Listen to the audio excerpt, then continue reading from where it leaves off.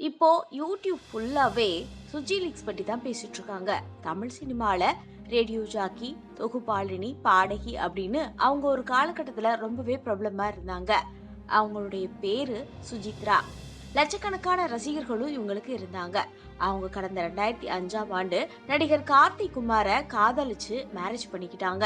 இவங்க 2017ல டிவோர்ஸ் வாங்கிட்டாங்க. அதுக்கு காரணம் சுஜி லீக்ஸ் அப்படின்னு சொன்னாங்க. அதாவது சுஜி லீக்ஸ் அப்படின்னா என்ன அப்படின்னா, அதாவது பிரபலங்களான தனுஷ், ஸ்ருதிஹாசன், அனிருத், ஆண்ட்ரியா, ஹன்சிகா, த்ரிஷா உள்ளிட்டோடைய பலரோட தனிப்பட்ட அந்தரங்க புகைப்படங்கள் எல்லாமே வெளியாகி திரையுலகில ரொம்பவே பேசப்பட்டுச்சு.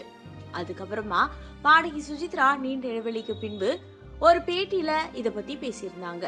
அதுல என்ன அப்படின்னா, சுச்சி லீக்ஸ் நடப்பதற்கு 24 ஹவர்ஸ்க்கு முன்னாடி தான் கார்த்திக் குமார் தன்னோட ஃப்ரெண்டோட வீட்ல இருக்கிறதாகவும் தன்னோட ட்விட்டர் கணக்க கேட்டிருக்காரு. அவருக்கு தனுஷ், ஆண்ட்ரியா, விஜய் யேசுதாஸ் என ஒரு நண்பர்கள் குழு இருந்தது.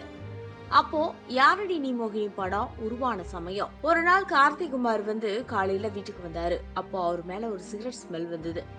ஆனா அப்ப அவர் சிகரெட்டே அடிக்க மாட்டாரு. என்னாச்சு உங்களுக்குன்னு கேட்டப்போ பிராங்க் பண்ணோம் அப்படின்னு சொன்னாரு. அவங்க ஃப்ரெண்ட்ஸுக்குள்ள பிராங்க் பண்றது ஒரு வேலையாவே வச்சிட்டு இருந்திருக்காங்க. எனக்கு அப்ப வரைக்குமே தெரியாது. அதாவது அது என்ன பிராங்க்னா, ஒவ்வொருத்தருடைய போனை மாத்தி ஏதாவது ஒரு தப்பான மெசேஜ எல்லாருக்கும் ஸ்ப்ரெட் பண்ணி விடுறது. தனுஷ் கூட இயக்குனர் மித்ரன் ஜவஹர் போன்ல இருந்து கார்த்திக் குமாருக்கு அசிங்கமான மெசேஜ அனுப்பி இருந்தாரு.